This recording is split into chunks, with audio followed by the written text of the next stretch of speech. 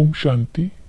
11 जून 2026 की साकार मुरली से होमवर्क। आज की मुरली से फ्लो चार्ट को सामने देखते हुए एक एक पॉइंट का मनन चिंतन करते हुए अपनी चेकिंग करेंगे। बाप के साथ मेरी सच्ची प्रीत है, कहीं देहधारी में मोह तो नहीं, बाप से पूरा वर्षा लेने के लायक हूँ।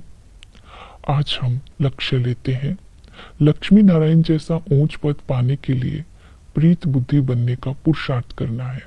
आज हम स्वमान लेते हैं, मैं योग युक्त युक्ति युक्त आत्मा हूँ। अंतर्मुखी बन एक बाप की याद से अपने हर संकल्प को बाप की श्रीमत परमान क्रिएट करना, चलाना। योग युक्त अगर हमारे संकल्प हो जाते हैं, बाप की याद और श्रीमत संकल्प में समाई होगी, तो हमारे बोल और कर्म स्वतः ही युक्ति युक्त हो जाएंगे। अर्थात हर संकल्प, हर बोल में विजय प्राप्त हो जाएगी। इतने श्रेष्ठ कर्म हो जाएंगे जो मिसाल बन जाएंगे, गायन के लायक बन जाएंगे। इसी तरह योग युक्त युक्ति युक्त आत्मा हर परिस्थिति में विजयी होती है। आज हम प्रैक्टिकल में होमवर्क करते हैं। सरल चित आत्मा की विशेषताएं क्या है?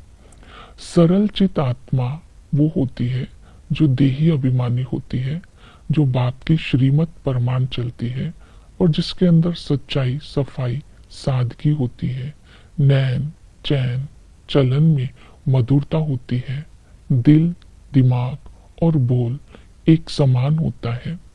निरअहंकारी होती है, निस्वार्थ होती है, सच्चा सोना होती है, मोल्डिंग नेचर होती है, माया के प्रभाव से मुक्त होती है।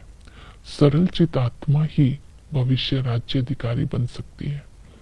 आज हम पुरुषार्थ करते हैं प्रीत बुद्धि आत्मा की जो विशेषताएं हैं मुरली में ली है, उनका चिंतन करते हैं। जैसे कि प्रीत बुद्धि अर्थात धारणा मूर्त। क्या धारणा करनी है?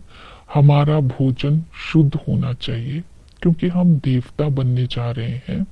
जैसे कि लक्ष्मी नारायण को शुद्ध भोजन का ही भोग लगाया जाता है, तो हमें भी शुद्ध भोजन स्वीकार करना है।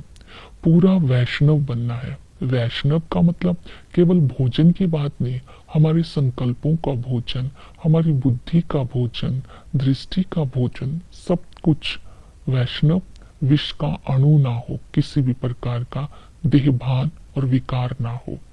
इसी तरह दैवी गुण भी हमें यहाँ ही धारण करने हैं, क्योंकि भविष्य में दैवी संप्रदाय में जाना है। तो दैवी गुण धारण करने के लिए अपने स्वभाव और संस्कार और खराब आदतों को परिवर्तन करना है। सर्व गुण संपन्न बनना है। खराब आदतें आज बाबा ने एम्फसाइज कराया कि जैसे सिगरेट पीना, शराब पीना, अशुद्ध भोजन करना, इन सब खराब आदतों को छोड़ देना है। अपने स्वभाव को इतना सरल बनाना है, निमित्त भाव हमारे अंदर हो। सेवा करते समय निमित्त भाव, संबंध में आते समय निर्माण भाव हो, तब हमारा हर कर्म श्रेष्ठ हो जाएगा और सिमरन लायक हो जाएगा।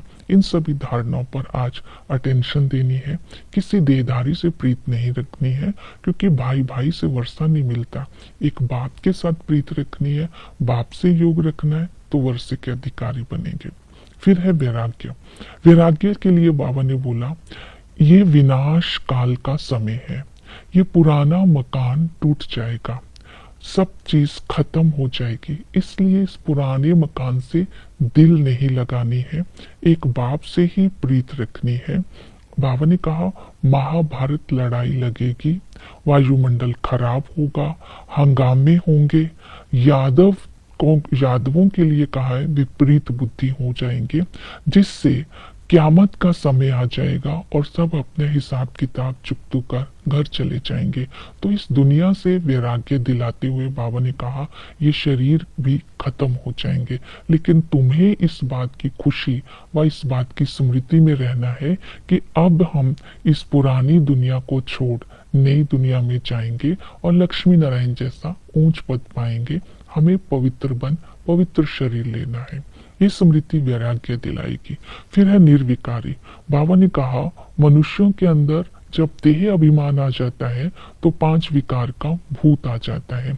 पांच विकार के भूत आने से काम और क्रोध, देह अभिमान के भूत आने से काम और क्रोध का भूत आ जाता है, तो उसको बोलते हैं भूत संप्रदाय। जब हम पांच विकारों के भूत के संबंध में आते हैं तो बंधन में फंस जाते हैं। तो विकारी बंधनों से निकलकर अब निर्विकारी संबंध में जाना है, तो पवित्र बनना है।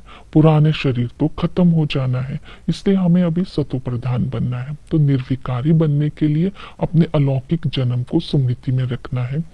यह हमारा सर्वोत्तम जन्म है। हम ब्राह्मण सर्व देवताओं से भी उत्तम है। हमें जीते जी मरकर अभी ब्राह्मण बनते हैं, ब्राह्मण ही कन्वर्ट होकर के देवता बनते हैं। इस स्मृति को इमर्ज रूप में रखना है।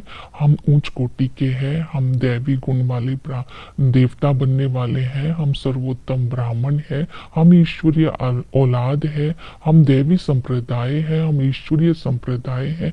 इन स्मृतियों को इमर्ज करते आत्मा पवित्र बनेगी तो शरीर भी पवित्र मिल जाएगा। दूसरी विधि है निर्विकारी बनने की, प्रीत बुद्धि। संगम युग पर जिन बच्चों की बाप से प्रीत होती है, तो प्रीत बुद्धि वाले किसी देहधारी को याद नहीं करते हैं। एक बाप से प्रीत रखने वाले ही विश्व की राज्य के अधिकारी बन जाते हैं, विश्व पर जीत पा लेते हैं। तो ब्राह्मणों की प्रीत बाप से क्यों है? क्योंकि ब्राह्मण ही नॉलेजफुल है।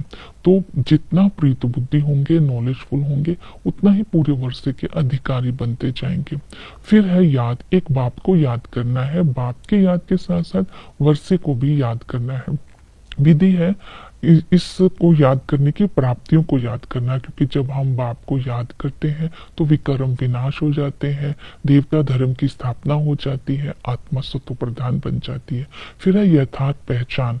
हम आत्मा है, आत्मा निराकार है, आत्मा 84 जन्म लेती है, आत्मा ही सतो प्रधान बनती है। आत्मा के अंदर ही 84 जन्मों का पाठ है।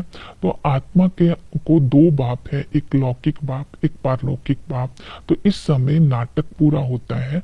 आत्मा परलौकिक बाप से वर्षा लेने की अधिकारी बनती है। तो पारलौकिक बाप किसे कहते हैं?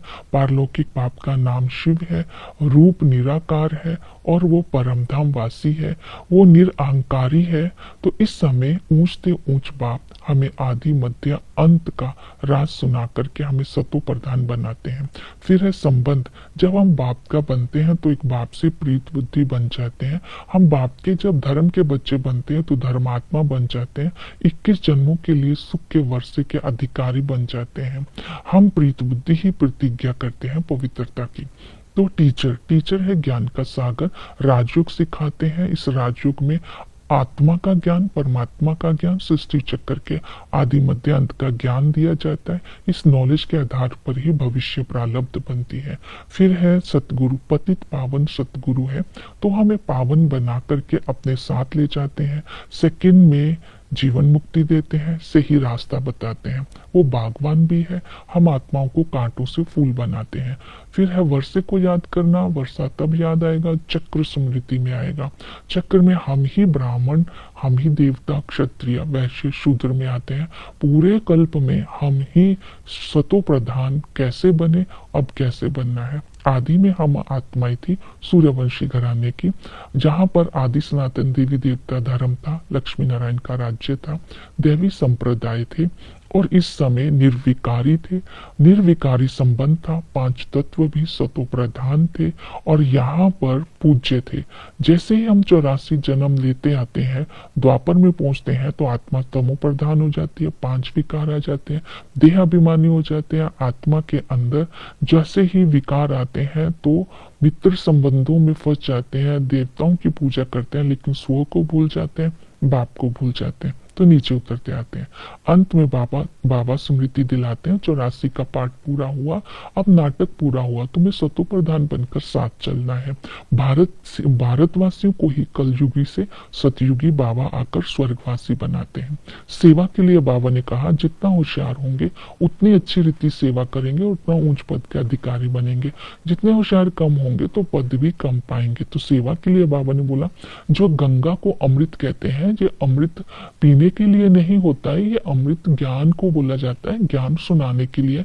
ज्ञान सुनने से आत्मा के अंदर धारणा होती है, परमात्मा कौन है आने वाले से पूछना है कि शरीर, अगर वो परमात्मा और शरीर के पिता के अंदर आत्मा, परमात्मा और शरीर के पिता में अंतर क्या है, ये उनसे पूछना है। तो उनको ये बताना है कि परमात्मा सर्वव्यापी नहीं है, और साथ के साथ सृष्टि चक्र का ज्ञान भी देना है। ओम शांति।